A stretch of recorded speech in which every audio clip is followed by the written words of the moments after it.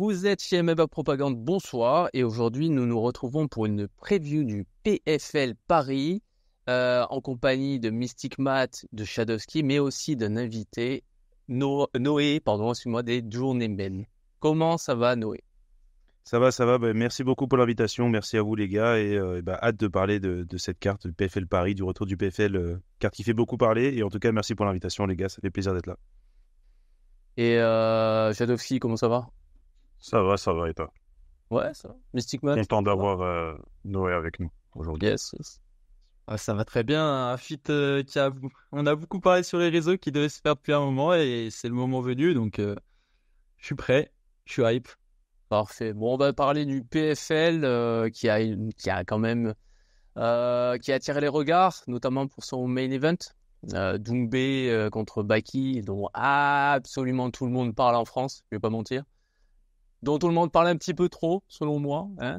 Ça, chacun son avis. Voilà, on va en parler un petit peu, on va parler aussi du reste de la carte. Évidemment, le co-main event avec Abdouragimov, qui affrontera Jad Grant, et aussi d'autres noms qu'on va voir sur la carte. On va commencer tout de suite, alors très vite fait, parce que tous les combats ne nous intéressent pas autant. Bien sûr, on soutient tous les Français, donc voilà, je souhaite bon courage aux Français. Et on va commencer par un combat que moi je connais un peu. Voilà, il y a Mark Ewen contre Andreas Binder. Personnellement, j'ai un peu vu Mark Ewen, notamment parce qu'il a affronté Noah Gugnon. J'ai pu voir certains de ses combats. Intéressant.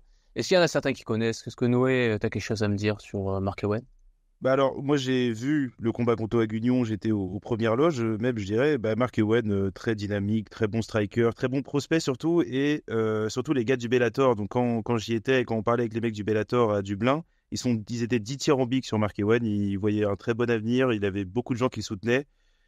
Moi, je pense que voilà, ça fait partie de pas mal de pépites que le PFL et cette nouvelle alliance PFL-Bellator a. Il y a pas mal de jeunes qui sont signés chez eux et Mark Ewen, voilà, faut garder un œil dessus.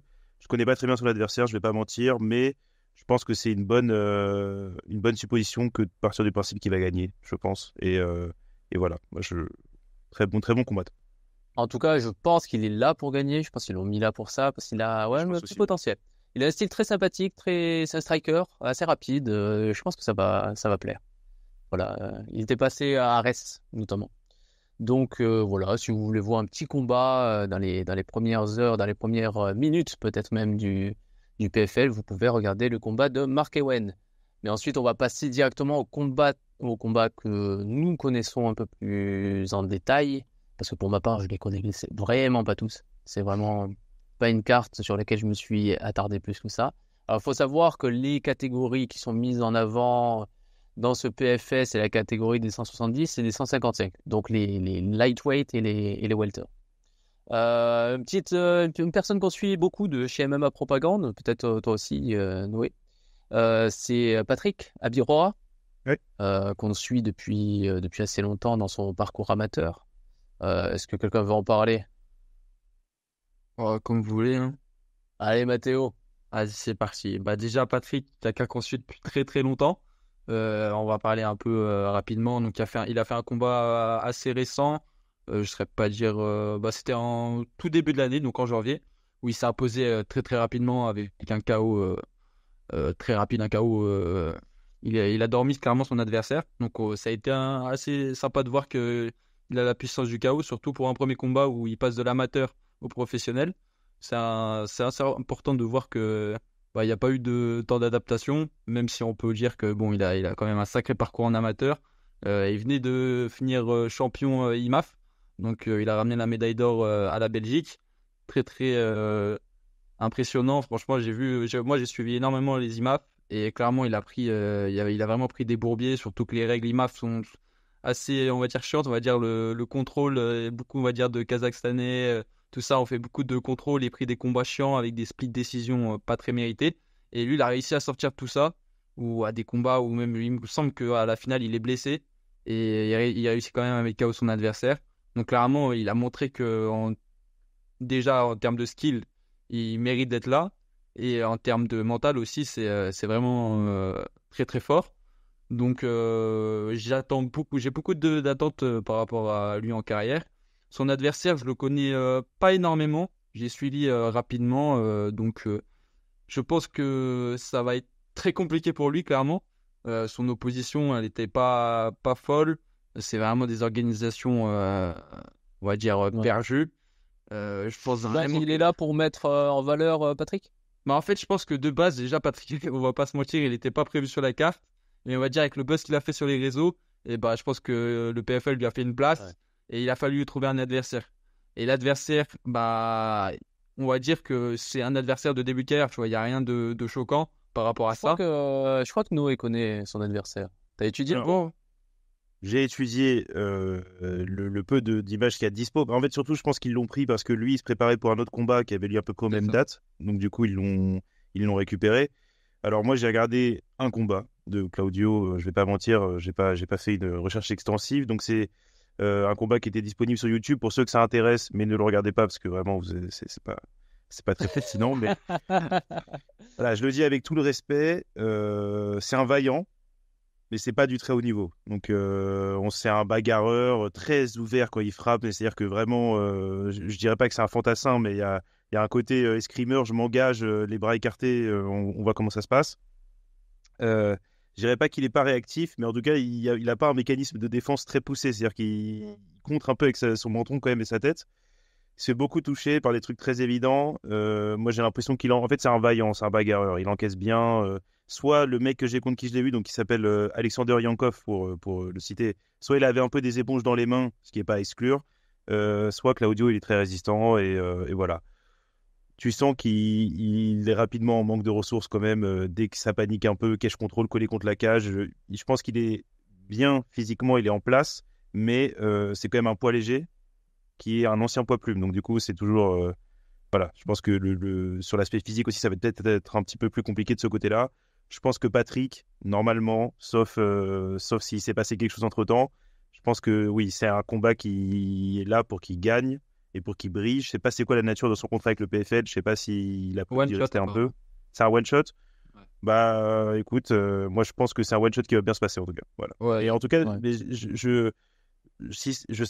donc du coup c'est un one shot ce que tu dis, mais à ce moment-là de sa carrière je me dis que ce serait peut-être pas plus mal que ce soit pas un one shot en fait et qu'il fasse quelques combats au PFL Europe parce que bah après c'est pas impossible qu'il signe après à voir selon sa performance. Ouais, moi parce qu'en fait il a le temps, lui il y a pas d'urgence UFC, il y a pas d'urgence machin, il peut tout à fait faire un bout de carrière au PFL maintenant et c'est une organisation sérieuse qui paye correctement, donc il y a pas de voilà. Mais en tout cas là je vois pas chez cet Italien, aussi vaillant et bagarreur soit-il, je vois pas de danger. En tout cas, pour quelqu'un du niveau de calibre. Il va se faire, voilà. gérer. C'est un highlight pour moi. Ouais. Ah oui, pour moi, c'est un KO rapide. Pour moi, c'est ah ouais. Bah, avoir le menton encore une fois. Il y a des mecs qui sont très solides, mais tu peux pas te protéger avec ta tête. C'est pas possible. Ouais, mais Patrick, il en a éteint des gens. Attention, tu connais la théorie de Geji. Geji, il se protège avec la tête. Oui. Il faut aller courir avec son front, c'est ce qu'il dit. Oui. Et un peu ça. Pardon, vas-y. Vas-y, je t'en prie, vas-y. Tu penses quoi de la transition de Patrick en pro, son passage en pro? Tu penses que c'est réussi? Oui, bah c'était le bon. Moi, je crois que c'était le bon moment. Il a fait ce qu'il avait à faire. Il avait envie d'être champion du monde. Il a été champion du monde. Maintenant, je pense que un peu, alors pas exactement comme Mozart, mais comme ils sont belges tous les deux, ils sont copains, on peut faire une comparaison. Il faut qu'ils commencent à empiler les combats, quoi. Donc c'est peut-être là aussi où l'aspect one shot, il est peut-être plus intelligent dans le sens où tu enchaînes moins vite au PFL. Mais transition en pro logique et voilà, juste maintenant faut y aller, faut empiler les combats, se prendre de l'expérience et il a toutes les qualités. Moi je vois pas aujourd'hui, évidemment il doit progresser, il doit continuer à prendre de l'expérience, mais je crois qu'il a toutes les qualités pour faire une carrière très bonne carrière et puis maintenant faut faire les bons choix quoi. Il y a pas trop de... Ouais. Après par rapport à ça, on avait fait un space après qu'il devienne champion du monde et on lui avait demandé combien de combats il voulait faire sur l'année 2024 en professionnel et il nous avait dit un truc de fou, je crois, du style 7 ou 8 combats. Donc par rapport à ça, il n'y a pas à s'inquiéter, il va charbonner. Ouais, j'imagine. Clairement. Il a clairement la mentalité, je kiffe. On passe au combat suivant. Est-ce que je peux donner rapidement mon avis? Ok, vas-y. Très rapidement, je vais pas être long. Bah moi, je trouve que c'est un combattant très intéressant à regarder, assez complet debout, plutôt explosif. Il arrive à générer pas mal de puissance dans ses coups. Très opportuniste, il me semble, sur les soumissions. Il ne faut pas laisser sa nuque traîner contre lui. Donc, Ouais, j'ai bien aimé ça. Au niveau de la transition MMA, je pense aussi que c'est le bon moment. Je pense que... Il a quel âge? C'est un 2003, 2004, 2002? Il est jeune. Il est jeune, hein. Il est... Bon, Il a... c'est pas marqué. c'est pas marqué. Ouais, il me semble il est au début de la vingtaine. Il est quand même assez jeune, donc très bon timing pour faire la transition. En plus, au PFL, le PFL Europe, Il a 22 ans. 22 ans, elle est jeune. Donc, c'est le PFL Europe, c'est un peu le tiers au-dessus d'Ares, juste au-dessus d'Ares. Donc le niveau, il est un peu plus relevé. Donc il va pouvoir progresser là-bas et je le vois bien d'ici 2-3 ans être au Contender Series. Je pense que c'est bien pour lui. Peut-être même que durant cette période, il pourra faire le tournoi. Hein. 100 000 euros, c'est pas mal à 22 ans, à 22, 23 ans. Donc ouais, je lui souhaite bonne chance et j'espère qu'il va gagner. Je connais pas très bien son adversaire. Par contre, il y a un truc qui m'a interpellé. Je pense que c'est une erreur, mais sur Tapologie, ils disent que son adversaire combat 2 jours après leur combat.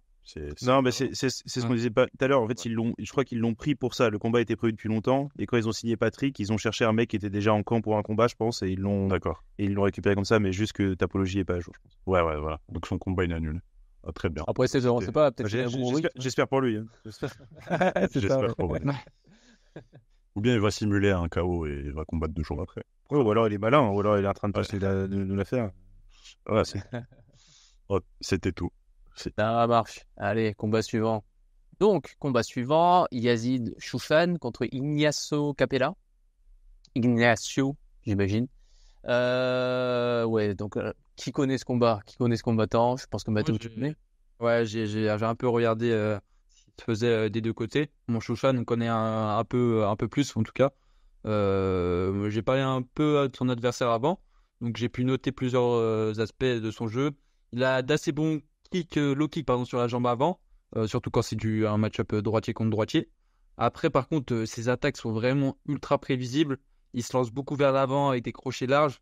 Donc, surtout avec le striking de Chouchan où il montre des fois des très bonnes combinaisons où il a les mains ultra rapides. Il y a énormément de possibilités de contrer fort à ce moment-là, quand il fait ses entrées un peu vraiment menton à l'avant. Aussi sur son topologie, on va dire sur son record, l'adversité est très faible. Chouchan, c'est clairement pas les adversaires qu'il a pris auparavant. Et même le dernier adversaire qu'il a pris, on va dire celui qui avait l'air le plus potable, il a fait une split décision. Donc clairement, ça veut dire que je pense qu'il n'y a pas beaucoup d'espoir en lui. Je pense vraiment que bon, Chouchan va pouvoir s'imposer. Aussi à noter que Capella, son premier combat, il s'est incliné par soumission contre Wilson Varela. Donc c'était en 2014 et à cette époque-là, Varela, il était surtout encore, je crois, dans le K1 et dans le Muay Thai. Donc se faire soumettre par, même si je sous-cote pas pardon, son sol et son grappling à Varela, mais clairement, c'est pas une bonne chose pour moi de voir ça sur un record. Hein. Ouais, mais justement, Varela, pour moi, 10 ans. Oui, mais ouais, ok, ouais, on peut dire ça, mais pour moi, c'est pas quand même une bonne chose, tu vois. Pour moi, les deux, en tout cas, il était loin d'être un combattant complet à Varela à ce moment-là. MMA. Du coup, c'est pas une très bonne chose pour moi de voir ça. Donc, ce serait une possibilité pour Chouchan de s'imposer par soumission, même si c'est pas vraiment on va dire son game plan. Il a jamais gagné par soumission. Il fait surtout de la lutte, on va dire, où il contrôle au sol. On a pu le voir plusieurs fois dans ses deux derniers combats surtout. Donc vraiment une très grosse lutte. Il arrive fort en single leg. D'ailleurs, je crois, il me semble, vous allez peut-être me corriger, mais je crois il faisait du rugby avant. Donc clairement, ça se voit sur ses entrées en double leg ou même en single leg. Donc je vois vraiment Chouchan devant. Surtout en striking, il est vraiment très rapide, il a les mains rapides et il cogne fort. Donc sinon, je le vois bien contrôler au sol. Je pense plutôt qu'il va striker au début, premier round, le fatiguer. Et après, il va lutter sur les 2 derniers rounds et s'imposer tranquillement à la décision. Ça, c'est mon analyse du combat. C'est comme ça que tu vois le combat se dérouler aussi, non? C'est ça. Ouais, alors moi je rejoins l'analyse totalement. Ce que je vais rajouter quand même, c'est que Ignacio Capella, c'est un combattant de MMA à mi-temps, quoi. C'est-à-dire qu'il combat une fois tous les 3 ans. Là, il t'a parlé de la première défaite en 2014. Effectivement, ça remonte, mais en 10 ans, il a combattu 8 fois, 7 fois. Là, son dernier combat, c'était il y a plus de 2 ans. Avant ça, c'est 3 ans de pause. Là où Yazid, peut-être que sur le papier, son palmarès est un peu plus laid, dans le sens, voilà, il est en 10-4, il n'est pas en 7-1. Mais par contre, c'est un combattant de MMA à temps plein, c'est-à-dire qu'il combat 3 fois par an, 4 fois par an, peut-être même parfois. Et donc ça joue. Je pense qu'aujourd'hui, Yazid, il est dans le rythme. Il a la confiance du PFL puisqu'il a été re-signé malgré la défaite au PFL Europe. C'était la dernière fois. C'était à Dublin. Alors ça a été transformé en no contest, Ah. sa défaite contre Jian Tuc. Jian Tuc s'est fait attraper pour. C'est vrai que c'est pas attrapé par marijuana. dopage. C'est ça. Ah oui, c'était pas dopage, c'était marijuana, ok. Et ok, bah tant pour moi, c'était pas à jour. Mais tout ça pour dire que moi, je trouve que cette question du rythme, c'est toujours aussi important. Alors je sais que il y a beaucoup de gens qui disent qu'il n'y a pas de rouille. Mais je pense que ça, c'est surtout vrai au très très haut niveau. Je pense que là, quand tu es un combattant de MMA, que tu affrontes un mec comme Yazid qui est très actif, qui en plus est dynamique, je pense que voilà, le manque de rythme, il va se payer. Décision, je trouve que c'est un bon prono. Voilà. Et voilà, donc je rejoins l'avis de Mystic Matt sur ce combat. Ouais, d'ailleurs, une des défaites de Yazid, c'était contre Mohamed Yahya, qui est maintenant à l'UFC. Donc c'est quand même des choses qui vieillissent plutôt bien. Il a perdu contre Yves Landu. Hein. Voilà, Yves Landu qui est aussi un gars solide. C'est vrai. Très solide en ce moment. Non, il n'y a pas de. Enfin, Yazid Ujjan, il a une carrière très très honnête qui est pas reflétée par la tête qu'a son palmarès véritablement, mais il a vraiment une belle carrière, quoi. Mais c'est toujours comme ça avec les gens qui font passer qui choisissent des combats durs, hein, qui n'essayent pas de maquiller les choses en gonflant les chiffres. Là. C'est toujours comme ça, il y a toujours ce risque. Nous, on en a pas mal comme ça. Morgan Charrière, par exemple, son palmarès, il n'est pas beau visuellement parce que lui, il a fait des choix au début de sa carrière qui n'étaient pas bons en termes de choix de combat dans l'optique de conserver une belle esthétique de palmarès, on va dire, un truc un peu clean. Mais voilà, il y a des mecs comme ça. Yazid Ujjan, il en fait partie. C'est un dur au mal. Et voilà, moi je pense que là c'est un combat pour lui. Et d'ailleurs, je pense qu'il a une vraie carte à jouer de manière générale sur cette saison du PFL. Ouais, dans le tournoi. Ouais. En tout cas, on lui souhaite bonne chance. Ouais, exactement. Combat suivant, Ibrahim Amane contre Shekwisan Nozo Pedro. Shekwina Nozo Pedro, je suis désolé, je suis pas très fort pour les noms.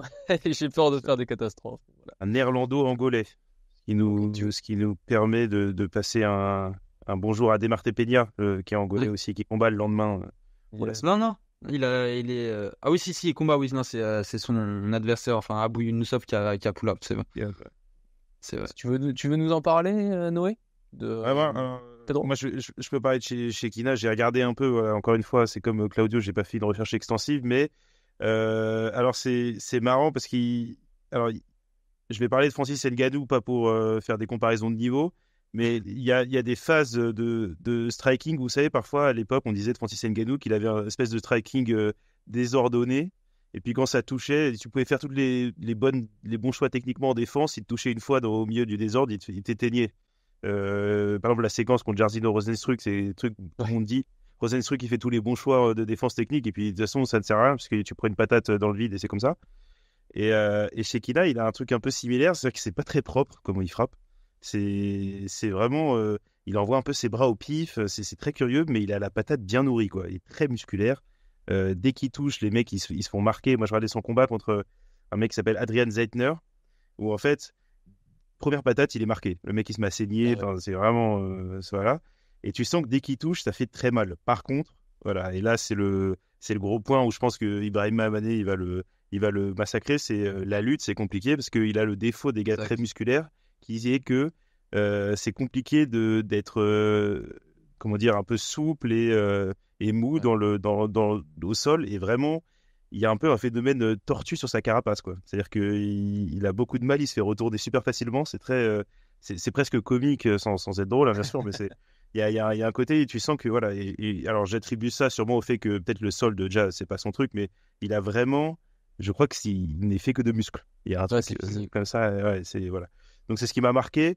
Et Ibrahim Mané, qu'on connaît bien, parce que de toute façon, il est sur le circuit français depuis très longtemps. Il a commencé au 100% fight et compagnie. Moi, je pense que c'est un mec assez complet. Le sol, c'est peut-être pas toujours son fort, mais là, il est largement au-dessus sur ce plan-là. Je pense que la solution pour lui, elle est peut-être ailleurs, mais en tout cas, là, elle est là, c'est sûr. Et que si ça va au sol, ça y restera et ça s'y finira, je pense. Voilà. D'accord. Et chez Kinya, tu m'as dit qu'il était très musculeux et qu'il tapait fort. Automatiquement, moi, je pense à tous les mecs hyper explosifs. Et je pense au premier défaut qu'ont généralement les mecs hyper explosifs en striking, c'est des problèmes de cardio. C'est des mecs qui sont explosifs sur le premier round et ensuite qui s'essoufflent vite. Est-ce que c'est son cas? Alors, moi, je ne l'ai pas remarqué, en tout cas. Je ne crois pas. Alors, j'ai pas fait une recherche aussi extensive que ça non plus. Mais j'ai vu qu'il gagnait quand même pas mal de décisions, qu'il a quand même été capable de gagner plusieurs fois au round 3, donc je ne crois pas que ce soit un problème. Ou en tout cas, ça m'a pas frappé.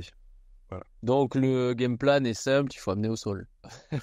Je crois que ou alors tu as une confiance absolue en fait quand même que en striking, Ibrahim Mané c'est quand même aussi c'est quand même bien rodé, donc tu fais confiance au fait que tu es au-dessus techniquement et que tu vas pas te faire toucher. Ou alors effectivement, je pense que si tu prends pas de risque, tu arrives à casser la distance une fois en évitant le percute magique de Derek Lewis et puis tu voilà, je pense qu'au sol, effectivement, il est capable de plier, sachant qu'Ibrahim Mané, c'est quelqu'un qu'on a déjà vu bien travailler au sol, soumettre, même renverser. Donc, voilà. Je pense que la solution, elle est là, en tout cas. Ça marche. Mathéo, tu veux rajouter un truc? Bah, j'ai vraiment une analyse similaire de ce que moi j'ai pu noter. C'est vraiment l'analyse de son adversaire du coup chez Kinya. C'est vraiment un striking brouillon, mais attention à la puissance clairement. Aussi, j'ai remarqué qu'il allait souvent chercher en clinch, alors qu'en en clinch, Ibrahim Mané est vraiment assez bon. Ce serait une erreur d'aller chercher le clinch avec Ibrahim Mané. Et il va surtout beaucoup faire de coller contre la cage en mode un peu Ousmane à l'époque où il était bien chiant, il contrôlait contre la cage. Il aime beaucoup le contrôle contre la cage. Et il y a d'ailleurs une fois où il s'est fait soumettre sur un calf slicer, pardon. Clairement, il se fait retourner, il se fait aller au sol alors qu'il contrôlait contre la cage. Et direct après au sol, ouais, il s'est fait. Ça se voit qu'il a du mal à bouger. Il est vraiment très musculeux, comme a pu le dire Noé. Et c'est vraiment pas son fort. Donc moi, je vois vraiment. En plus, Manny s'est imposé par soumission contre Yacine Najid, qui est aussi sur la carte d'ailleurs. Je le vois bien aussi. Pourquoi pas se soumettre du coup chez Kinya. Possiblement au deuxième round. Je pense qu'il va quand même essayer de se striker. Au début, au premier round, il va essayer de se tester par rapport à ça, parce qu'il y a quand même beaucoup d'ouvertures chez Kinya. C'est vraiment, comme on a pu le dire, c'est très brouillon. Il y a vraiment des ouvertures, et surtout pour le striking de Mané, il peut faire son travail debout aussi. Mais je pense que ouais, il va le soumettre au deuxième round. Si ça va au sol, clairement, ça m'étonnerait. À part si c'est la fin d'un round, c'est très très probable que ça s'y finisse au sol, comme a pu le dire Noé auparavant. Du coup, ouais, je vois Mané vainqueur, soumission, deuxième round, je dirais. Ça marche. Bon, bah, c'est tout ce qu'on lui souhaite. Exactement. Combat suivant, bon, celui-là, on le connaît bien. On le connaît bien, surtout MMA Propagande, on l'a bien suivi. D'ailleurs, il y a des petites choses qui se préparent dans l'obscurité. Ah, Donc, voilà. On parle Abduragimov qui va affronter Jack Grant. Abdul, bon, évidemment qu'on soutient, va se retrouver contre un autre grappleur cette fois-ci. Abdul qui est très très connu pour son sol, qui est extrêmement fort pour ça. Voilà, grappleur contre grappleur en co-main event, c'est un choix audacieux, c'est un choix qui pourrait payer parce que Abdul quand même cherche le finish, il y a quelque chose d'assez spectaculaire dans sa manière de faire, mais qui pourrait aussi se terminer en combat ennuyeux si jamais les deux venaient à s'annuler. Voire même finir comme ça arrive souvent, grappleur contre grappleur, ça finit parfois en combat de kickboxing. Ok, qui veut commencer à en parler? Est-ce que peut-être on donne la Shadi pour parole la à faire bien. Jadowski? Ouais. Ouais. Exactement. Ouais. Écoutez, ben ouais, comme tu as dit, combat très intéressant, deux profils plutôt orientés grappling. Maintenant, de ce que j'ai vu de Jack Grant au Cage Warriors, parce que j'ai principalement vu au Cage Warriors, il m'a l'air un peu plus à l'aise qu'Abdul debout. Il essaye plus de trucs, tu le vois tenter des question mark kicks, je le vois quand même plus relâché debout. Un problème que j'ai constaté chez lui, c'est qu'il a tendance à avoir la garde un peu basse. Enfin, quand il envoie des combinaisons, sa garde, elle ne revient pas au niveau de son visage. Donc, il a le menton un peu à l'air et il se fait cueillir sur ça. J'ai un combat contre un gars qui s'appelle Parker. C'était pas au Cage Warriors, c'était dans une orga régionale. Nom de famille Parker, j'ai oublié le nom. Il se fait cueillir justement sur ce défaut-là. Donc, ça, c'est un truc qu'Abdul peut exploiter parce qu'on sait qu'il travaille avec Clément Marco, il travaille beaucoup là-dessus. Fin de takedown overhand, on l'a vu contre Carla Moussou, c'est passé quelques fois et ça aurait pu faire mouche. Donc, C'est Dez Parker. Des Parker, oui, merci.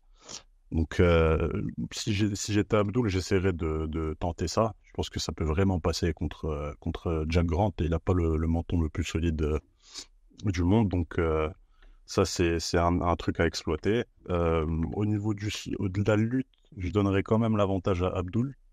Au sol et lutte, en réalité, je donne l'avantage à Abdul, mais ça va être compliqué, quoi. Ça va pas être comme le dernier adversaire qu'il a combattu au PFL. Combat très intéressant.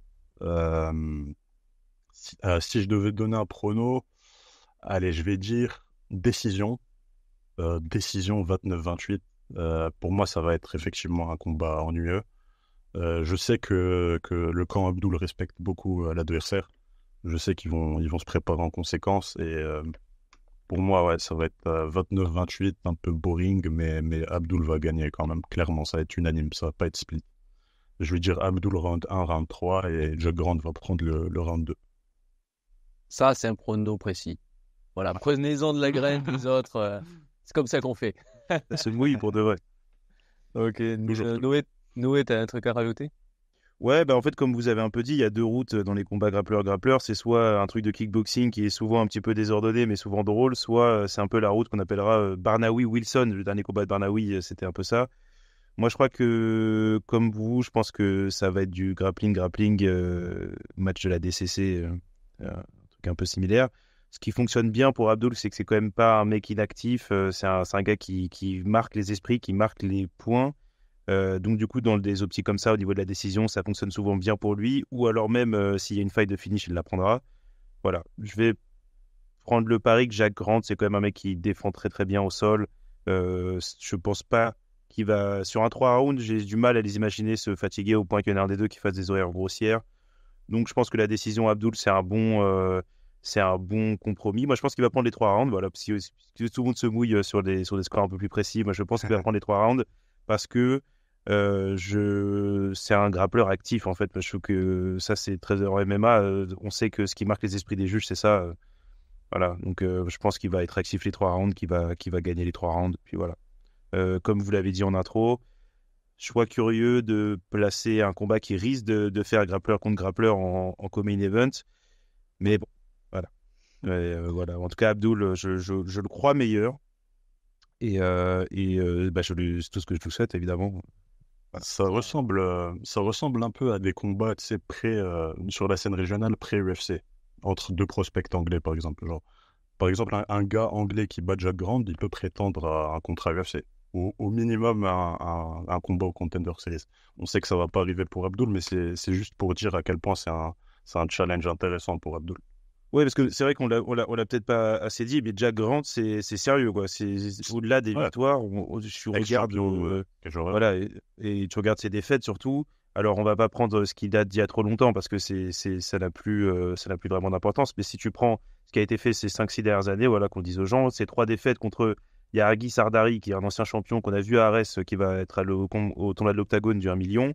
Il y a Jay Herbert qui est à l'UFC, qui est quand même quelqu'un qui est un combattant de qualité. Et il y a Yann Gary qui, bon, voilà, on connaît, on n'a pas besoin de présenter. Futur champion, peut-être. Peut-être, mais qui... Calmons-nous. Bah, c'est niveau futur champion, Yann Gary. Là, Je valide. Moi, je crois pas, mais c'est un débat d'un autre jour. Je dis pas qu'il va être champion. Je dis pas qu'il va être champion. Mais il a... Oui, non, mais en tout cas, c'est un mec qui est dans le top 10 de l'UFC, même il est pas top 6 maintenant, donc ça situe, quoi qu'il arrive, le niveau du gars. Donc Jack Grant, c'est un vrai gars sérieux. Voilà. C'est important que ce soit compris, parce que quand Abdul va le battre, on le considère pour la victoire que c'est. Exactement. Mystic Matt, t'as un petit truc à dire aussi, je pense. Bien sûr, on a toujours des choses à dire avec Abdul. C'est vrai. Non, clairement, moi, je vais taper un tout petit peu plus optimiste que vous.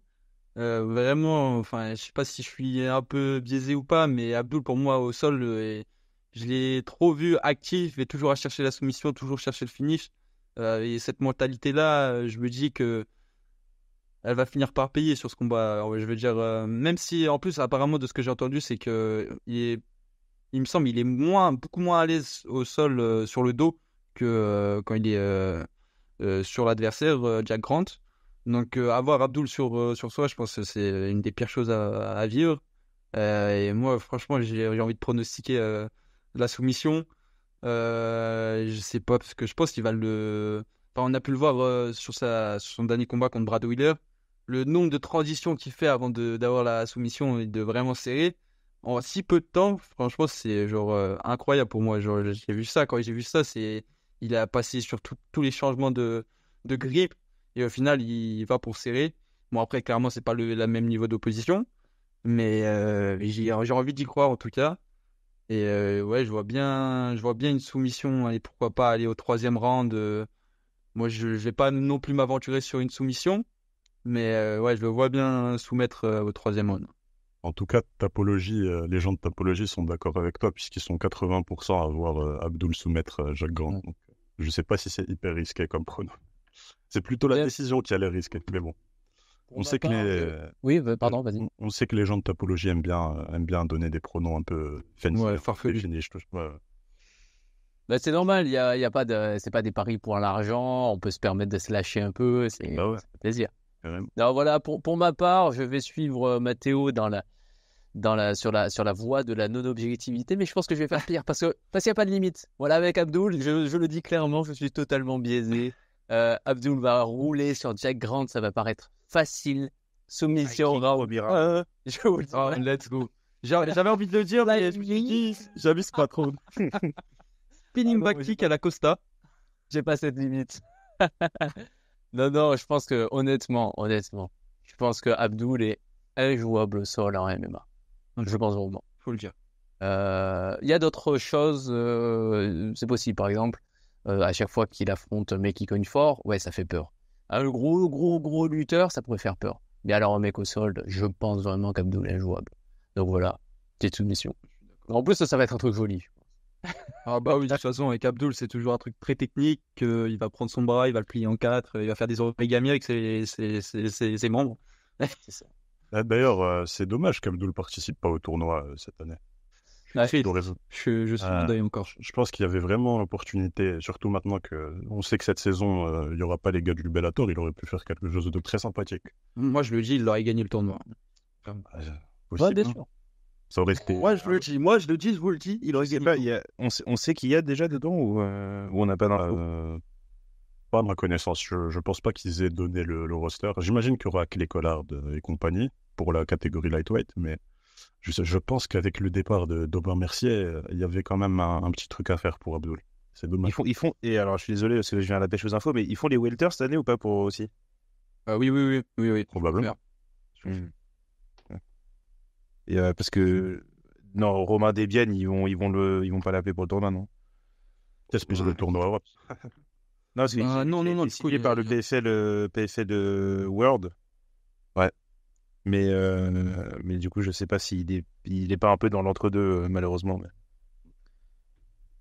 Bah, désolé, je digresse, ça n'a aucun rapport. Non. Non, mais tu peux. De toute façon, à cette heure-ci, là, plus personne n'écoute le podcast, c'est fini. Oui. Bah, tu mettras un timecode pour le début de Ouais, toujours, les ça, Baki, j'en parce que c'est la seule façon pour que les gens restent. Ouais. Non, Je vais leur mettre une feinte. Ouais, c'est ça. Je Ah pense oui. qu'Abdul, tu peux mettre aussi. Je pense que. Oui. Voilà. Mais voilà, tu l'as cité, ce combat que nous attendons et redoutons tous en même temps. Cédric Doumbé contre Baysangour Shamsudinov, pardon. Donc Baki en main event de cette carte PFL. Alors pourquoi on la redoute? Parce que moi, j'en ai entendu parler à peu près tous les jours depuis que ça a été annoncé. La communication autour de ce combat est énorme. Et honnêtement, objectivement, c'est très très bien. Parce que Doumbé et Baki ont compris les codes des réseaux, ont compris comment ça fonctionne. Moi, j'ai toujours été un peu frustré par les combattants qui sont très talentueux mais qui savent pas communiquer. Je trouve ça catastrophique. Je trouve que voilà, faire ce travail, c'est très bien. Le mauvais point, la contrepartie, c'est qu'effectivement, pour ceux qui suivent le MMA depuis longtemps, ceux qui se sont tapés des prélims d'organisation totalement inconnus et tout, et qui pouvaient en parler aux copains le week-end, ça fait bizarre de voir arriver cette vague de fans qui n'ont que deux noms à la bouche. Voilà, ça fait bizarre, mais pourquoi pas. Écoute, c'est comme ça. Mais pour ma part, j'ai un petit peu peur de pronostiquer ce combat. J'ai un petit peu peur aussi De l'après, je vais pas mentir. Noé, tu es l'invité. Nous te laissons commencer sur ce combat. Qu'est-ce que tu en penses? Ça, c'est une bonne façon de m'envoyer au casse-pipe avant tout le monde, c'est bien. Exactement, t'as compris? Moi, il y a deux trucs qu'il faut savoir sur moi. C'est que déjà, je suis un fan de kickboxing de base. Et ensuite, je suis très mauvais pour capter le moment où il va y avoir un passage de garde ou un moment où un jeune pousse va un peu surpasser un ancien en termes de sport de combat. Et ça, c'est un truc que je vérifie, mais c'est depuis des années, quoi. C'est-à-dire que là, par exemple, il y a l'exemple Topuria il n'y a pas longtemps, mais ça fait 5 ans que ça dure. À chaque fois, je n'arrive pas à identifier ce moment-là. Et On en parlait, ça, dans notre dernier podcast. Exact, ouais, tu On disait, et c'est un truc que j'ai remarqué, les combattants, surtout quand ils sont c'est des fans hardcore, généralement, quand ils ont vu un combattant à leur prime, quand ils ont vu à quel point il pouvait être fort, ils ont du mal à sortir cette image de leur tête. Et donc, on a beaucoup de mal à voir un nouveau arriver et à se dire, mais en fait, le nouveau lui-même va avoir ce nouveau moment de grâce, va arriver à atteindre son prime et dépasser l'ancien combattant. Voilà, je dis pas ça parce que j'ai fait le prono parfait à la dernière carte, la carte de Volkanovski. si, non, tu Hein? Non, mais justement, c'est bien que tu le dises, parce que moi, je suis tombé dans ce truc que tu décris là, c'est-à-dire que j'avais cette image de Volkanovski dominant, ultra propre et tout, et j'ai pas vu. En fait, je respectais, comme vous le savez, je respecte beaucoup Topuria, je respecte ses qualités, j'en ai même fait la propagande, mais j'avais quand même, j'idéalisais un peu les qualités de Volkanovski, et j'ai négligé un petit peu Topuria et ses chances de gagner. Et au final, j'ai fait un mauvais prono. J'étais le seul à faire le mauvais prono. Donc c'est bien que tu le dises. Et la raison pour laquelle moi je dis ça, c'est parce que du coup, en première loge, c'est-à-dire que Doumbé, j'ai eu la chance d'aller le voir au Glory plein de fois, que ce soit en France, que ce soit aux Pays-Bas, et même en Belgique, j'ai eu à Bruxelles une fois. Et le truc que j'ai avec Cédric Doumbé, c'est que oui, il a perdu de décisions partagées en kickboxing et compagnie, mais l'idée de le voir perdre, c'est quelque chose qui est qui est du domaine de l'inconcevable pour moi. C'est-à-dire qu'il y a vraiment un truc, ça fait, allez, je vais pas exagérer, mais ça doit faire 6-7 ans que je suis à beaucoup de combats et j'ai pas beaucoup raté de ces derniers combats du Glory en live. Et donc, du coup, c'est compliqué pour moi de l'imaginer perdre. Et il y a ce truc-là où, quand même, dans ce match-up stylistique et avec toutes les inconnues qu'il y a, personnellement, je peux pas m'empêcher de penser quand même que Baki, il a les armes stylistiques pour le battre. Dans tous les compartiments, sauf le striking, mais je veux dire dans tous les compartiments, je veux dire dans la façon dont le combat, je le vois se dérouler. Et du coup, moi, avant de donner mon prono, et je vais donner mon prono après, bien sûr, je veux savoir, est-ce que vous pensez que on va être surpris vis-à-vis des zones d'ombre qu'on a sur le niveau stylistique des deux gars, que ce soit sur le sol de Doumbé et que ce soit sur peut-être le striking de Baki et même ce que je dirais, sa dangerosité au niveau du finish au sol aussi, qui est peut-être. Alors, surpris en bien ou en mal ou les deux? Ou les deux. Par exemple, je sais, par exemple, le sol de Doumbé, c'est comme une zone d'ombre énorme sur le combat. Même sa défense de lutte en soi, même si physiquement, moi je pense qu'en défense de lutte, ça va aller. Mais son sol, comment est-ce qu'il va se comporter au sol? Est-ce qu'il est capable de gérer une débauche d'énergie qui est quand même pas la même voilà, c'est peut-être un poisson dans l'eau sur les pieds, mais au sol, voilà, c'est difficile de gérer son énergie, c'est pas pareil. Donc, est-ce que vous pensez qu'on va avoir une grosse surprise, ou est-ce que d'un coup, Doumbé, ça va se révéler être un prodige du sol, ou est-ce que vous pensez que les forces qu'on connaît des combattants, ce seront les forces qu'on connaît des combattants? Alors, je me permets de répondre en premier, après je vais passer la parole. Bon, pour ma part, je pense qu'il y a des choses, surtout, enfin, il y a des choses qui peuvent pas changer si tu es les hyper spécialistes. Si tu as fait du striking pendant toute ta vie, tu vas avoir du mal à changer des automatismes. Mais là où c'est encore plus fort, c'est au niveau de la lutte. La lutte, je pense que si tu l'as pas jeune, il y a des trucs que tu n'auras pas. Il y a des trucs que tu peux pas apprendre à passer un certain âge. Alors, on me dit que Doumbé est très fort pour apprendre. Je pense qu'il apprend très vite. Je pense que c'est réel. Surtout quand on voit comment il a fait sa carrière et comment il a été assez autodidacte finalement dans son striking aussi. Je pense qu'il apprend vite, mais il y a des choses. Voilà, le sol, je pense que c'est pas magique. Je pense qu'il se fera dominer comme on peut s'y attendre. Voilà. Moi, je pense qu'il y aura certainement de la lumière qui va être mise sur certaines zones d'ombre des deux côtés, et surtout du côté de la personne qui va perdre, enfin le combattant qui va perdre. Je pense qu'il y a des trucs à exploiter au niveau de la lutte de Doumbé. Je pense que le style de Baki est très différent, mais je vais en venir pendant l'analyse, est très différent de celui de Klimas ou des autres, de Burillon, des autres gars qui ont tenté de lutter Doumbé. Donc je pense, je suis plutôt de cet avis, oui. Et par contre, je vois pas Baki nous surprendre et dominer Doumbé en striking. Ça, vraiment, je le vois pas. Non, C'est une zone d'ombre qui C'est voilà. compliqué. Ça, je serais très surpris. Ouais. Parce qu'en fait, même des fois, ça arrive. On le voit. Hein, on a vu beaucoup de strikers se faire même mettre KO par des lutteurs à cause de la menace de lutte. Mais justement, pour moi, c'est pas dans le style de striking de Baki. Il a pas. Oui, et puis de toute façon, tous les strikers font pas des bonnes transitions en MMA, même au niveau de voilà, Artem Bakitov, c'est pas si simple que ça. Ouais. On en a vu, il y a un exemple il y a pas longtemps avec Bouganem, c'était pas aussi si simple que ça. C'est il y a une vraie adaptation quand même à la cage, à adapter son striking en incorporant la menace des takedowns, de la lutte. C'est un vrai travail. Mais Je moi, pense qu'on en a pas vu assez de Doumbé pour dire s'il a fait une bonne transition ou pas. Bah, en fait, moi, je trouve pas, en fait. Moi, je crois on n'a pas vu grand-chose dans le sens où on a quand même eu beaucoup de gars qui ont été en réception de Doumbé. C'est-à-dire que j'ai pas vu aucun mec lui mettre la pression. J'ai pas excusez-moi, voilà, j'ai pas vu beaucoup de gars être agressifs, essayer de vraiment décrocher des failles. Moi, je pense que voilà, il y a cette blague sur Title Child qui a couru. Bah, c'est un peu ça. Hein. Title Child, il a couru. Klimas, il avait pas du tout le bagage technique et physique pour l'inquiéter. Jordan Zebo, bon bah il s'est passé ce qui s'est passé. Aujourd'hui, ça participe aussi un peu à son aura. Doumbé, ça veut dire que d'un coup, ce mec-là qui, on sait, a commencé sa transition depuis 6 ans, s'est entraîné longtemps, donc il n'a pas fait que du sol pendant 6 ans, on se doute bien, mais il y a quand même une zone d'ombre où d'un coup, ça participe un peu de sa mystique, où on peut se dire, et là, hop, il le retourne, et en fait, le gars, il est très fort, il a bossé son sol, tu vois. Mais dans le sens, Zebo, par exemple, il a essayé. Il a essayé d'avancer. Il a même essayé d'échanger avec. Ah oui. Oui, mais alors pour le coup, avec Zebo, il y a pas, enfin là, on n'a rien appris quoi. Ouais. Zebo, Oui, mais on voit qu'il est allé, justement, il a pas ouais. tant respecté ça. Il y est allé, il a essayé de balancer un high kick. Ça s'est mal passé. Ouais, Mais il a essayé. je l'ai raté d'ailleurs en live. Moi, j'y étais quand même. Ouais. Ah, je regardais à gauche. Faut savoir. Oh non, c'est terrible. Ouais. Oh, J'ai des potes qui ont une vidéo. On était à 3 potes machin, et ils filment le truc. Et moi, tu me vois, tu m'entends, tu me vois me regarder et parler à gauche, et hop, d'un coup, tout le monde se retourne. Aïe, aïe, aïe. Bon, voilà, ça arrive, ça arrive, ça arrive. Ouais, ça arrive, c'est pas grave. Moi, je crois que c'était Askren contre Masvidal. Enfin, j'étais pas sur place, j'étais en train de regarder la vidéo en live. Et j'ai regardé ailleurs, et puis j'ai vu que c'était fini. J'ai fait marre.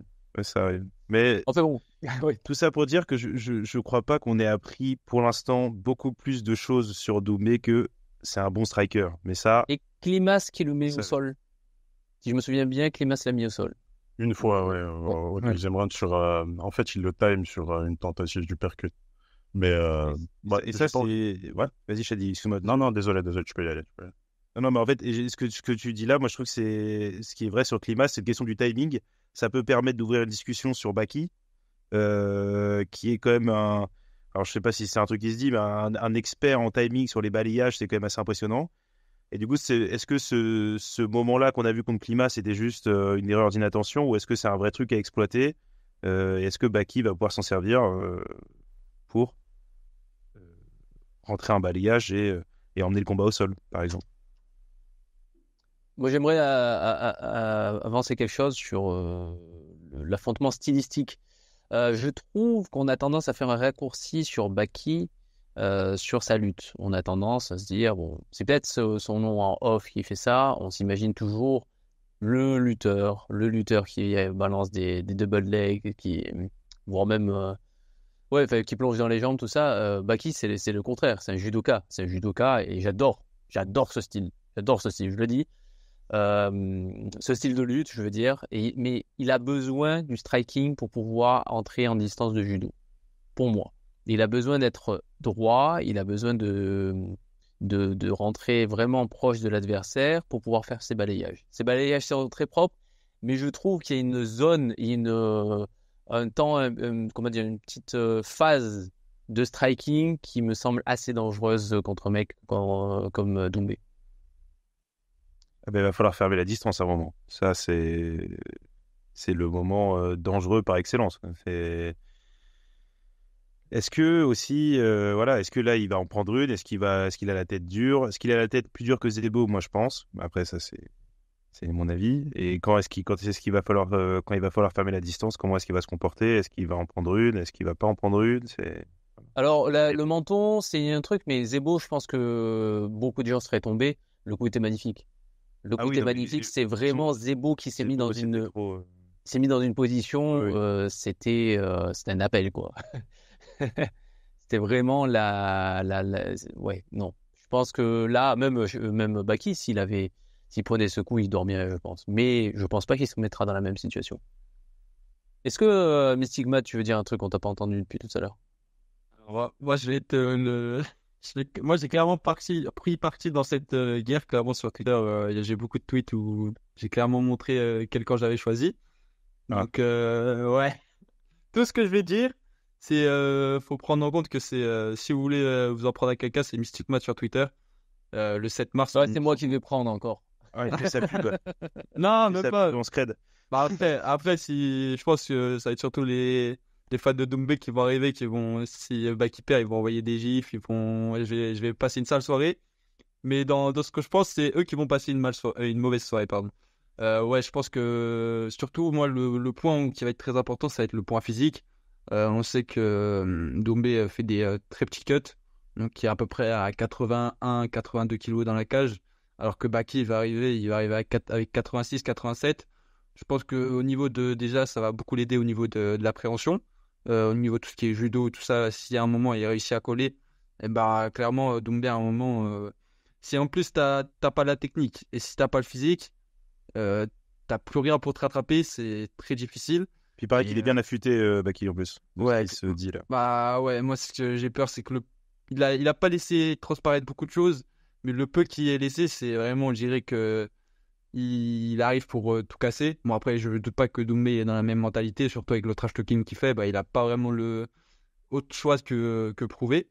Mais ouais, sur ça, pareil, vraiment, je vois. Il a toujours eu un gros physique en plus. Et en Ouais. plus, il est jeune. Il est jeune, ça va être de pire en pire. Ça va être n'importe Avec ce quoi. dos là. Oh, ce Ouais, dos. ouais, ouais. Bon, après, dos du judoka, hein, on va pas se mentir, ça ressemble à un dos du judoka. Mais comme vous avez pu le dire, ouais, le point important, ça va vraiment être le moment où il va rentrer dans la distance. Je pense qu'il faut qu'il joue avec ça. Il faut qu'il rentre.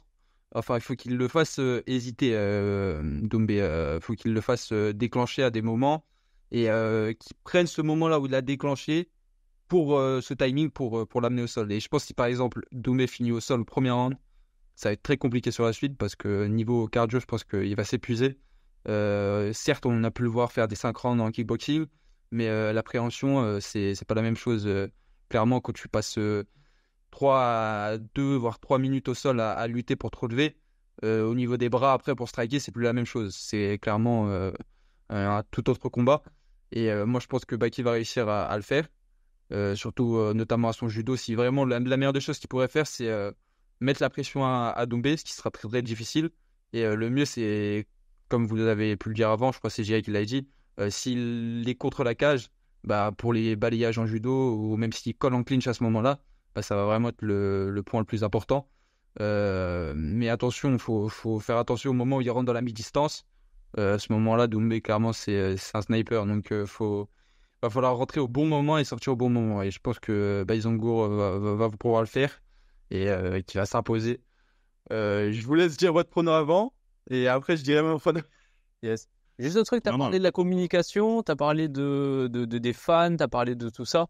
Il faut aborder la question aussi.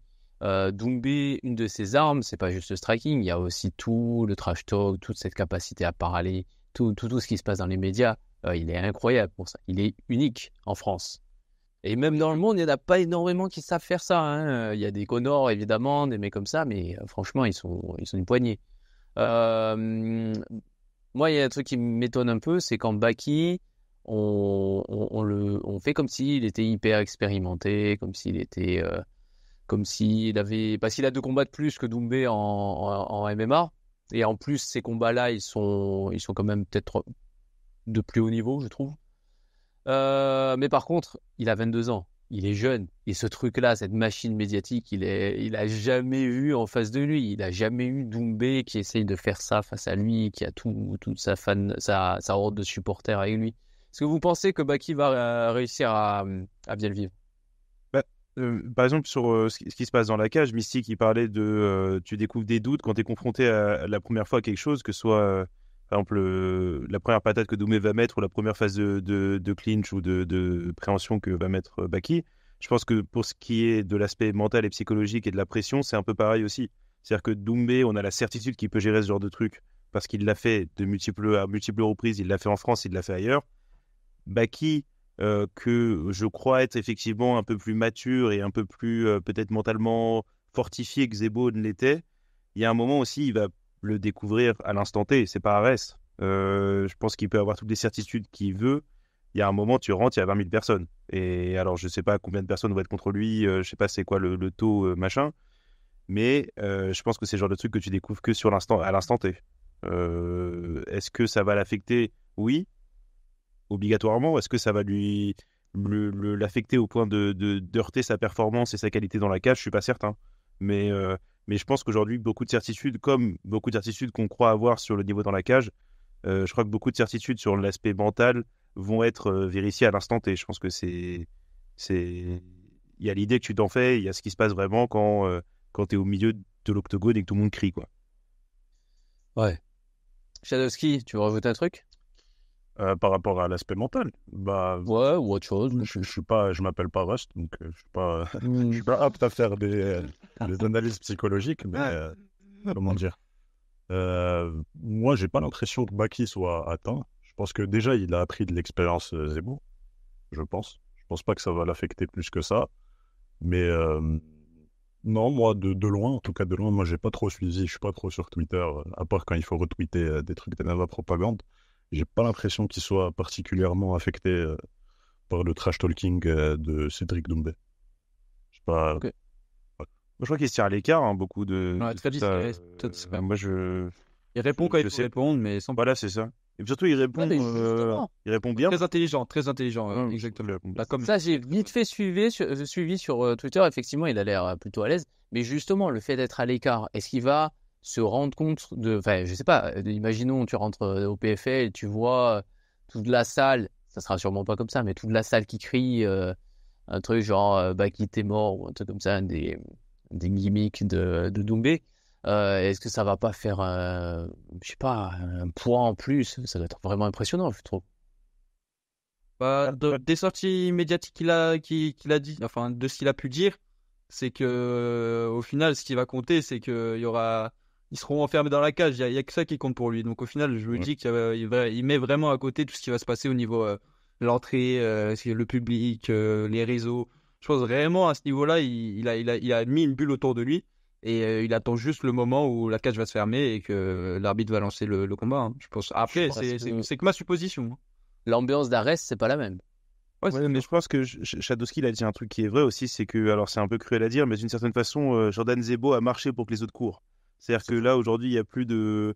Alors, c'est pas le même nombre de personnes, mais on était dans la salle, je pense que même si on savait que, évidemment, 99,9% de la foule était là pour voir Doumbé, ce qui s'est passé, c'était quand même... Moi, j'étais surpris de la virulence que ça prenait. C'est-à-dire que c'est là où où je rejoins ce qu'on disait, c'est qu'en fait, c'est moins des fans de MMA que des fans de Cédric Doumbé. Et il y a un peu cette virulence-là, moi, qu'on imaginait sur les réseaux, elle s'est vraiment retranscrite dans la salle. Et donc là, il avait vraiment une salle contre lui. Je pense que Baki s'en rend compte maintenant. Je pense qu'il sait que ça va être plus ou moins la même chose, même si lui, il est plus populaire et beaucoup plus soutenu que Jordan Zebo ne l'était, même par son propre gym d'ailleurs. Ça, voilà. Mais donc, du coup, je pense que malheureusement pour lui, Jordan Zebo, il a un peu fait les frais pour que tout le monde se rende compte. Et que maintenant, les mecs savent, ils sont avertis. Donc, je pense qu'il sait à quoi s'attendre, en tout cas. Ok.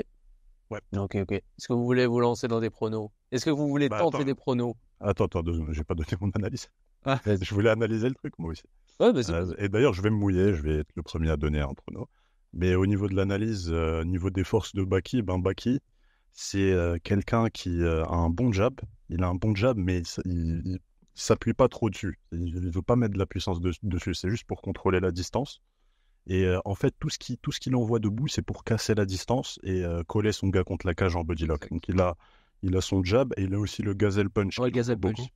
Il envoie beaucoup pour justement casser la distance, choper le bodylock et tenter ses fauchages judo ou ses projections de judo contre la cage.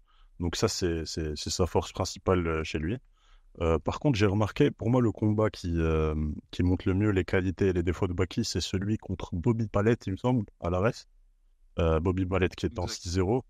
Donc dans ce combat, tu vois ses forces dont j'ai parlé, mais tu vois aussi la faiblesse qu'il a justement quand il casse la distance. Il me semble que Géry en a parlé tout à l'heure.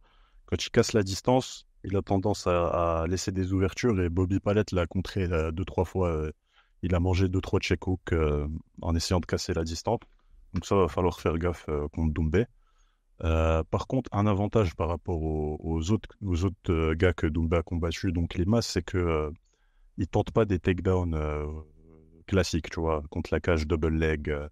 Lui, ça va plus être des fauchages. Et l'avantage des fauchages qu'il fait, c'est que tu tombes direct en demi-garde. Tu tombes direct dans une position relativement dominante. Donc, en demi-garde, ce qu'il fait, c'est qu'il envoie des coudes. Ensuite, il essaye de passer en full guard. Et en full guard, il pousse avec les hanches. Il colle son gars contre la cage. Donc, c'est très difficile de se relever. Il enchaîne en ground and pound et il fait beaucoup de dégâts là-dessus. Il avait ouvert Palette.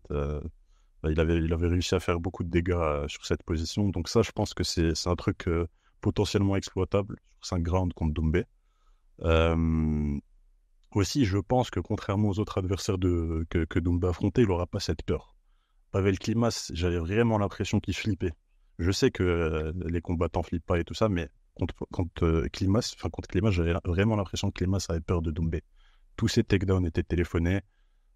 Doumbé arrivait à se prouver facilement, mais vraiment, je pense pas que Baki aura ça. Il a intérêt parce que sinon, c'est une défaite directe, à mon avis, s'il vient avec le même état d'esprit que Klimas.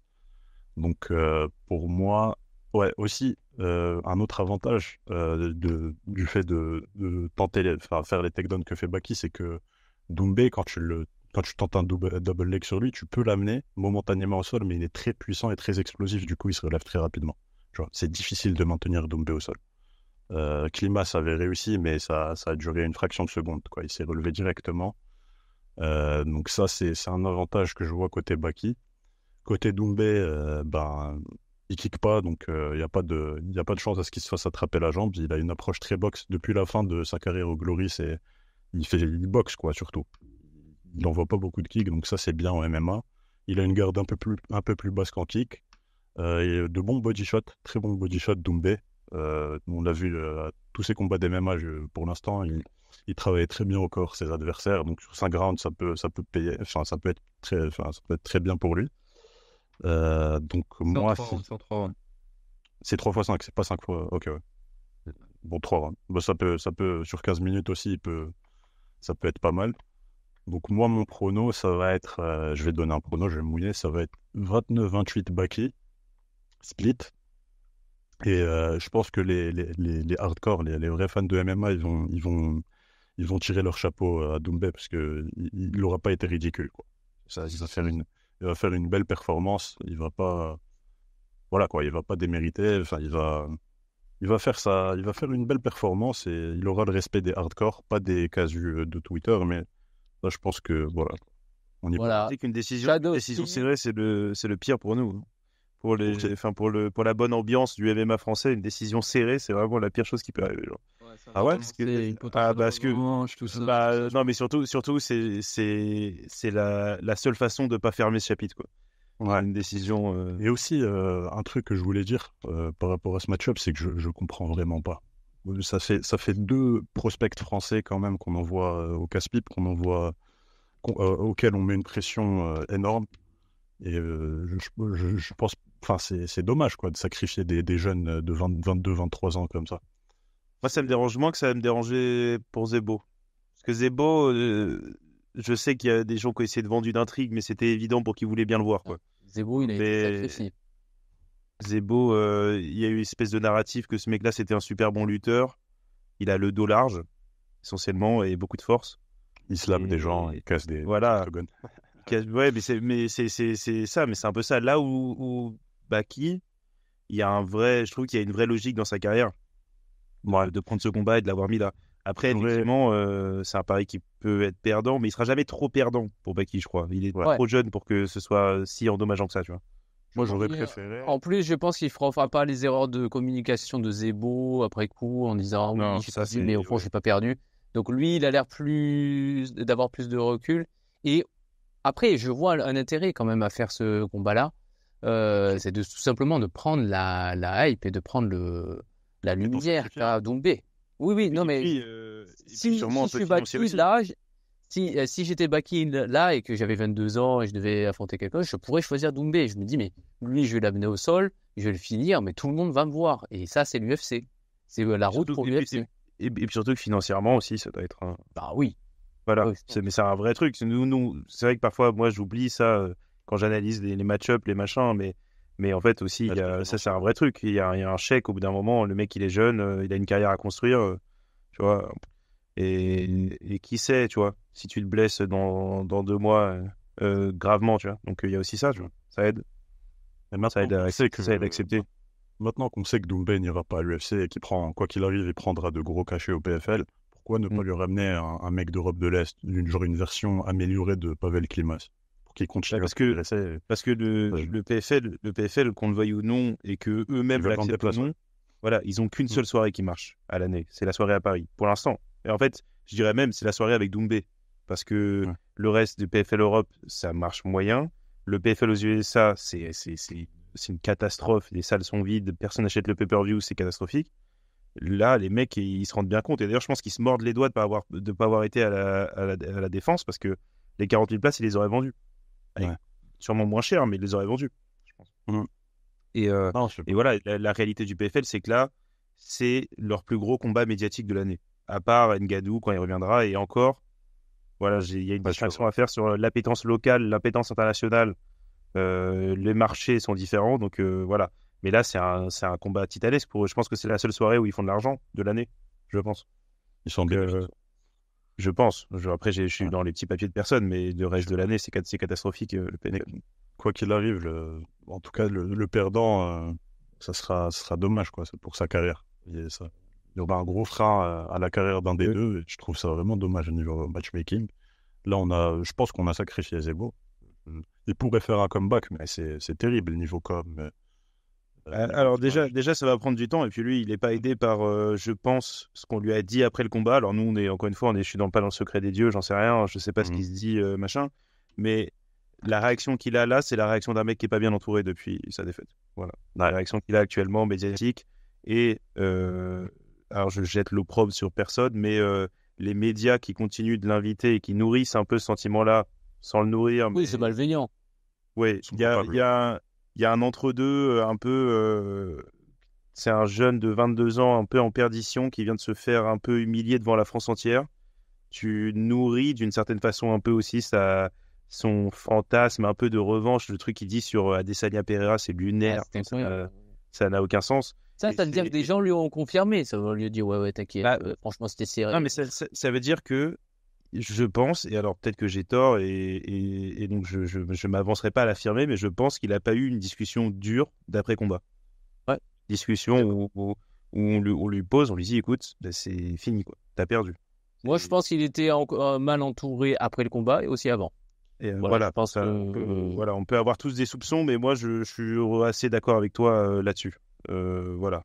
Pour en revenir à Baki, je n'ai toujours pas donné mon prono, mais je vais le donner, bien sûr. La chaîne des Journeymen se mouille officiellement.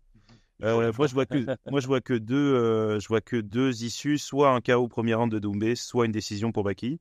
Et je ne vais pas faire l'erreur que je fais à chaque fois, et peut-être que je vais le regretter, de parier contre ce sentiment d'une jeunesse qui émerge et qui pousse.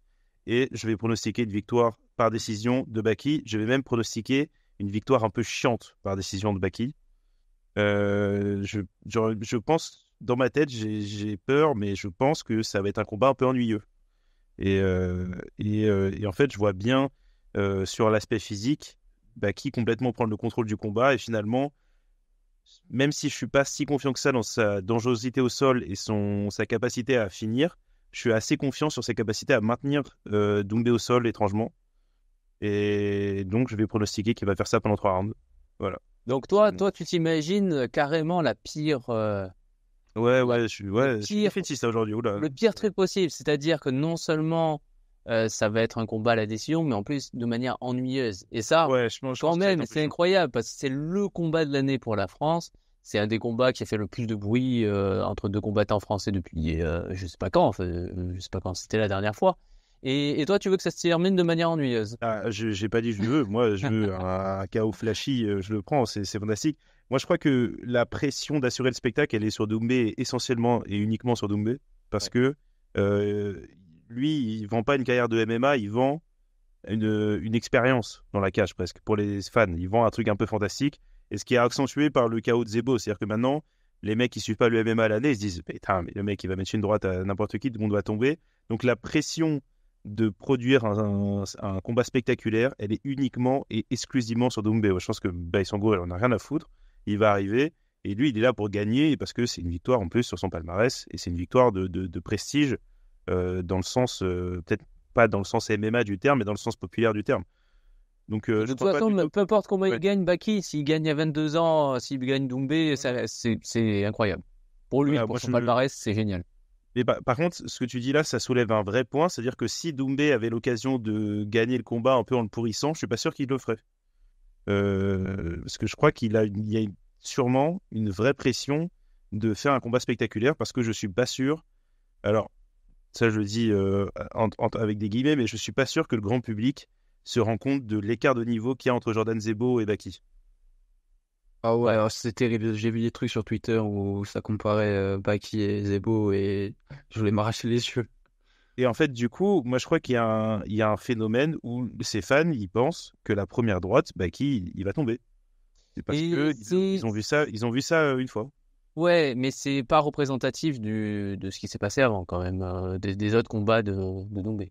Non, c'est sûr, mais alors Zebo, c'était autre chose pour Doumbé. Enfin, en fait là, il y a un côté un peu d'escalade et encore une fois, lui, il veut pas faire une carrière de MMA, il veut faire une carrière, c'est presque du divertissement sportif, si on peut le qualifier ainsi. Alors avec, bien sûr, il a les qualités sportives, les qualités, c'est un athlète, c'est un grand champion de kickboxing, mais je crois qu'il a aussi peut-être une responsabilité ou une pression de délivrer quelque chose de spectaculaire. Et je crois que Baki, il en a rien à faire, lui, par contre.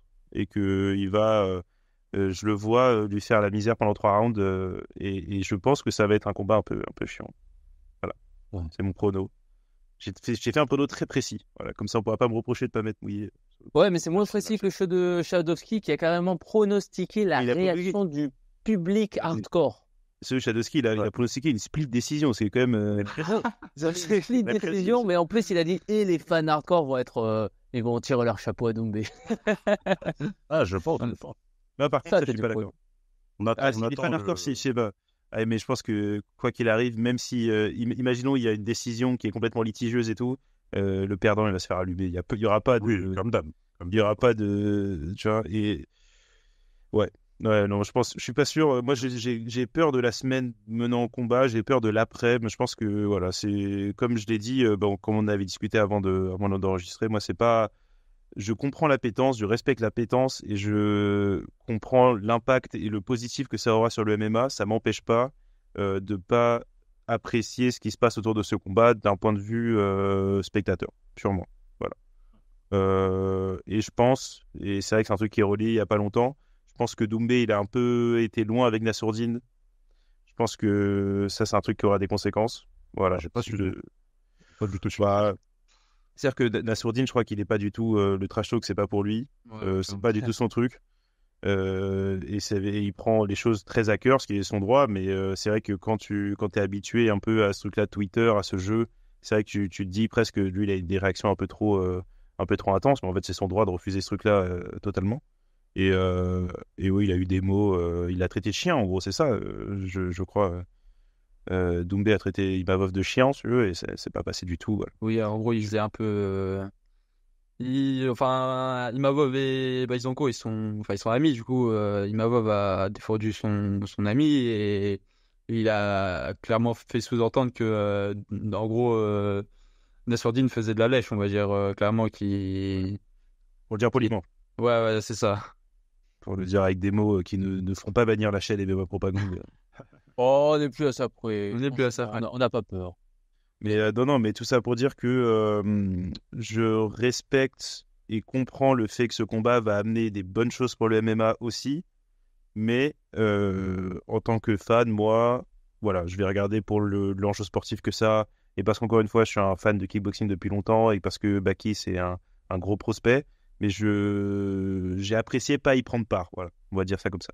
Ah ouais, moi c'est pareil. Est-ce que Mathéo, tu as donné ton prono? Non, et ça va être le moment, il me semble. Et Donc, ouais, ouais, attention parce que tout le monde te juge. ah, bah, ça va être. De toute façon, Mystic Matt sur Twitter, on répète. de toute façon, le nombre de tweets Pour que les j'ai menaces fait, de mort, c'est par là. c'est ça. J'ai sous mes tweets où vraiment je prends parti, il y a un nombre de signés. Je sais que le 7 mars au soir, si Baki perd, je suis dans une sauce monumentale. Ça va être très très drôle à voir. Mais j'assume. Ça l'air, hein. Ah, bah par contre, là, je change le champagne. Hein. Je vais être le premier. Ah, clairement, bah moi, je le vois s'imposer. Et je le vois s'imposer par soumission au troisième round. Ouais. Je le vois bien cramer au sol. Vraiment le tuer. Je pense vraiment il va s'épuiser au sol, Doumbé. Et à un moment, bah, je pense qu'il va vraiment pas prendre de risques, Bayzangour. Et par contre, s'il voit une opportunité, peut-être au troisième round, après, où vraiment il n'en peut plus, il voit le coup qui, euh, qui est laissé clairement. Je pense qu'il va sauter sur l'occasion. Et ouais, moi je pense qu'il va mettre on va dire une clim parce que je pense que la majorité de la salle sera pour Doumbé. Et ouais, je pense il va le soumettre. Je pense vraiment avec le physique et le fait que le cardio va descendre au fil. Il va considérablement descendre au fil du combat, surtout s'il y a de l'appréhension pour Doumbé. Et bah ouais, je le vois, en tout cas je le vois. Ou sinon ce sera une décision, mais moi je le vois une soumission. Quel round? Je le vois clairement. Troisième round à la fin, vraiment, quand Doumbé il va. Un peu, je vais dire une comparaison peut-être un peu bizarre, mais un peu comme Nate Diaz Connor où il va un peu, bah, il va give up et il va se dire bon. Évidemment, il fallait qu'il nous parle de Connor. Évidemment. Non, mais ouais, moi je vois ça, je vois ce que je vois. Pour le coup, il parle de Connor qui perd, donc c'est pas... Ouais, je suis là. C'est vrai. Voilà. Ouais. C'est Ça, même curieux. Franchement, ça, c'est du prono risqué, honnêtement. Ah, c'est le fin du show de Parce que j'ai jamais vu Baki, ne serait-ce que. Je pense qu'il en a tenté, mais j'ai jamais vu être vraiment dangereux en sol, en sol pur. J'ai jamais vu tenter quoi que, ne serait-ce que des guillotines, des bras de tête et des trucs comme ça. Honnêtement, c'est vraiment que du ground and pound quand il est. Après, ouais, je prends un risque, hein, clairement. Mais j'ai pris parti dans cette guerre et je suis un fidèle soldat, j'irai jusqu'au bout. Même s'il faut assumer les conséquences. T'as donné ton prono, t'as dit quel round, mais il faut que tu nous dises aussi quel sera ton prono quant à la réaction du public casu. Maintenant qu'on connaît la réaction du public hardcore grâce à Shadow. Après, ça dépend. Ah, bah, du coup, je pense que. Ça va être très très simple. Je pense que ça va être une descente au. Il va falloir qu'il désactive Twitter, clairement, Doumbé. Là, il va falloir qu'il prenne une petite semaine de vacances, loin dans les îles, et voilà, qui va prendre son chèque et qui sirote un petit sirop au bord d'une plage parce que là, ça va être la guerre sur Twitter. Le jeudi soir, ça va être le bordel. Moi, je peux te pronostiquer un truc, je pense que ce ne sera pas le cas. Je pense que Doumbé Wow. est tellement fort en communication qu'il est capable d'absorber ça et d'en faire quelque chose. En fait, ça dépend comment il perd. Ouais, oui, mais même s'il se fait soumettre, je suis sûr qu'il peut trouver un truc. Je suis sûr qu'il peut arriver à parler. Il a jamais perdu. Il a pris des décisions partagées un peu bizarres. Après, il y a Congolo aussi, mais ça commence, ça fait genre, 2014 par là. Et Grenard. Tu vois, ouais, mais ça, tu vois, Grenard c'est partagé, Nabiev c'est partagé. Et ça donnait pas le sentiment d'être des vraies défaites. Là, il va falloir, s'il perd et s'il se fait finir en plus. Et là, en plus, c'est largement son combat le plus médiatique de l'histoire, tu vois. Je pense que, ouais, je serais curieux de voir comment il réagirait. Honnêtement, je suis pas sûr qu'on le reverrait. Je pense qu'il sait très bien quels sont les risques. Je pense qu'il y pense très souvent à si je perds, ce qui va se passer. Donc, à mon avis, il est prêt mentalement à ça. Il faut pas que ça se passe, mais je suis sûr qu'il est assez habile en termes de communication pour y arriver. Je donne mon petit prono et Oui, pardon, allez-y. Non, je vais dire qu'il vaudrait mieux pour lui qu'il qu'il soit prêt mentalement à ça, parce que s'il nous fait une zébo après ça va être compliqué. Pour moi, le secret dans tout ça, c'est l'humour. C'est-à-dire qu'il est assez Ouais, marrant c'est ça. pour pouvoir Il va jouer rebondir sa comme ça de défaite, manière marrante. Mais Ouais, après, peut-être. du coup, il pourrait faire ce Pereira Adesanya 2 à Arès, Zebo, Ouais, bah oui. Zebo Doumbé 2. Ouais. Le retour. Ouais. Aïe, aïe, aïe. Ce serait terrible. Donc, l'UFC en rêve. Hein. Petit prono pour moi. Donc, comme je dis, il va y avoir une phase de striking avant de pouvoir aller vraiment au corps à corps pour pouvoir utiliser les balayages. Donc, il y a 2 pronos qui me semblent plausibles. La décision de Baki, parce que c'est pas un finisseur au sol et en soumission en général. Je vois absolument pas une décision de Doumbé. C'est pour moi impossible. Et le KO round 1 de Doumbé ou peut-être round 2 quand il est encore frais. Voilà, heureusement que c'est pas en 5 rounds, parce qu'en 5 rounds, effectivement, les 2 derniers rounds, je les donnerai automatiquement à Baki pour des questions. Tout simplement, s'il n'arrive pas à finir, si Doumbé n'arrive pas à finir Baki au bout de 3 rounds, c'est que ça n'arrivera pas ni au 4e ni au 5e, selon moi. Mais il n'y a pas de 4e et 5e. Non, mais c'est ce que je dis. S'il y avait, il avait dit. Heureusement, Ah, s'il y avait, ok, ouais. parce Ah que oui, si ça y était, pour moi, ça serait une décision automatique pour Baki. Bref. Et voilà. Et je vais plutôt pencher pour. Je vais faire le contraire de Noé. Je vais pencher pour l'ancien pour une fois. Et je pense que Doumbé va mettre son KO. Je le pense parce que j'ai vu des ouvertures en striking. Mais si ça n'arrivait pas, ça me choquerait pas non plus. Mais voilà. Tant mieux, parce qu'on aurait eu 4 pronos Baki. Et si je peux rajouter un truc, moi aussi, il y a un truc qui m'a poussé à prono Baki. Le truc, c'est que si Doumbé perd, quoi qu'il arrive, il va rester au PFL, il va prendre son oseille, tu vois. Alors que Baki, il a une très belle opportunité. En cas de victoire, il passerait à 8-0, et on sait qu'en été, il y a le Dana White Contender Series. Donc, s'il gagne, moi je le vois bien choper un petit combat au Dana White Contender Series et lancer sa carrière pour de bon, tu vois. Ça aussi, il y avait des rumeurs au moment qu'il en était proche ou quelque chose comme ça. C'est ça. Donc, moi, c'est un des trucs qui m'a poussé à prono Baki. Totalement d'accord. Je pense qu'il a. C'est pour ça que ça m'énerve. Tu vois, ça m'énerverait que Baki perde. Parce que s'il perd, ça met un frein total à sa carrière. Alors que là, il a une très belle opportunité d'aller à l'UFC. Potentiellement. Ouais. Bon, après, c'est pas ça qui fait gagner un combat non plus.